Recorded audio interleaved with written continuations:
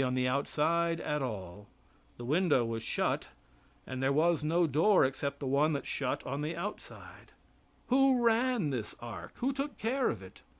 Finally, it came down on Mount Ararat, a peak 17,000 feet above the level of the sea, and with about 3,000 feet of snow, and it stopped there simply to give the animals from the tropics a chance. Then Noah opened the window and got a breath of fresh air and let out all the animals, and then Noah took a drink, and God made a bargain with him that he would not drown us any more. And he put a rainbow in the clouds and said, "When I see that, I will recollect that I have promised not to drown you." Because if it was not for that, he is apt to drown us at any minute. Now, can anybody believe that that is the origin of the rainbow? Are you not all familiar with the natural causes which bring those beautiful arches before our eyes? Then the people started out again, and they were as bad as before. Here, let me ask why God did not make Noah in the first place. He knew he would have to drown Adam and Eve and all his family. Then another thing, why did he want to drown the animals? What had they done? What crime had they committed? It is very hard to answer these questions. That is, for a man who has only been born once. After a while, they tried to build a tower to get into heaven, and the gods heard about it and said, "Let's go down and see what man is up to." They came and found things a great deal worse than they thought, and thereupon he confounded the language to prevent them succeeding, so that the fellow up above could not shout down mortar or brick to the one below, and they had to give it up. Is it possible that anyone believes that that is the reason why we have the variety of languages in the world? Do you know that language is born of human experience and is a physical science? Do you know that every word has been suggested in some way by the feelings or observations of man, that there are words as tender as the dawn, as serene as the stars, and others as wild as the beasts? Do you know that language is dying and being born continually, that every language has its cemetery and its cradle, its bud and blossom and withered leaf? Man has loved, enjoyed, and suffered, and language is simply the expression he gives those experiences. Then the world began to divide, and the Jewish nation was started. Now, I want to say that at one time your ancestors, like mine, were barbarians. If the Jewish people had to write these books now, they would be civilized books, and I do not hold them responsible for what their ancestors did. We find the Jewish people first in Canaan, and there were 70 of them, counting Joseph and his children already in Egypt. They lived 215 years, and they then went down into Egypt and stayed there 215 years. They were 430 years in Canaan and Egypt. How many did they have when they went to Egypt? 70. How many were they at the end of 215 years? 3 millions. That is a good many. We had at the time of the Revolution in this country 3 millions of people. Since that time there have been 4 doubles until we have 48 millions today. How many would the Jews number at the same ratio in 215 years? Call it 8 doubles and we have 40,000. But instead of 40,000 they had 3 millions.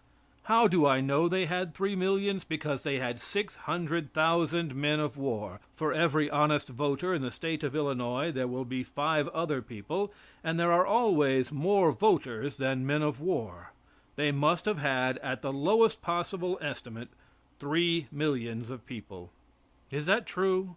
Is there a minister in the city of Chicago that will testify to his own idiocy by claiming that they could have increased to 3 millions by that time? If there is, let him say so. Do not let him talk about the civilizing influence of a lie. When they got into the desert, they took a census to see how many firstborn children there were. They found they had 20,273 firstborn males. It is reasonable to suppose there was about the same number of firstborn girls, or 45,000 firstborn children. There must have been about as many mothers as firstborn children. Dividing 3 millions by 45,000 mothers, you will find that the women in Israel had to have, on the average, 68 children apiece. Some stories are too thin. This is too thick. Now we know that among 3 million people there will be about 300 births a day, and according to the Old Testament, whenever a child was born, the mother had to make a sacrifice, a sin offering for the crime of having been a mother. If there is in this universe anything that is infinitely pure, it is a mother with her child in her arms. Every woman had to have a sacrifice of a couple of pigeons, and the priest had to eat those pigeons in the most holy place. At that time there were at least 300 births a day, and the priests had to cook and eat these pigeons in the most holy place, and at that time there were only 3 priests. 200 birds apiece per day. I look upon them as the champion bird eaters of the world. Then where were these Jews?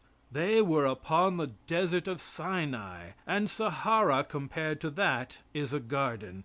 Imagine an ocean of lava torn by storm and vexed by tempest, suddenly gazed at by a Gorgon and changed to stone.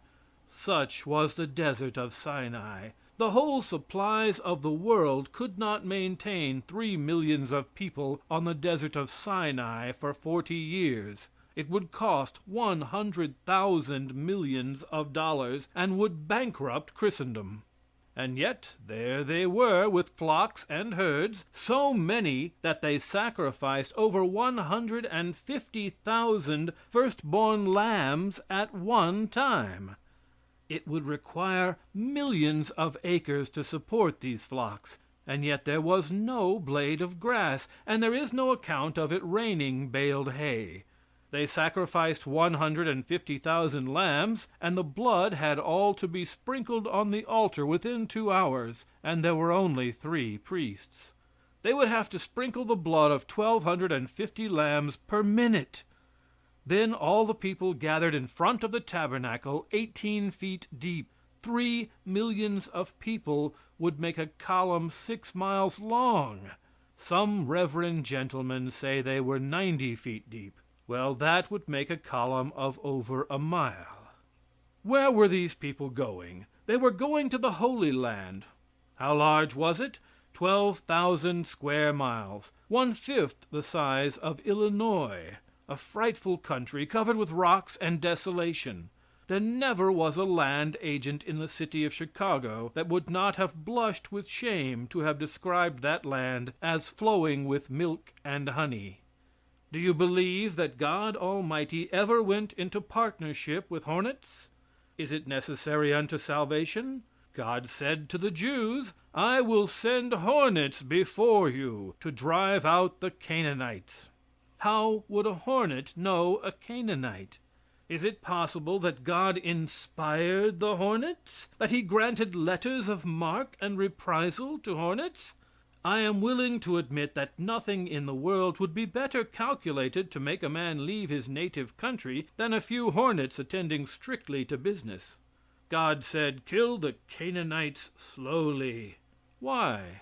Lest the beast of the field increase upon you.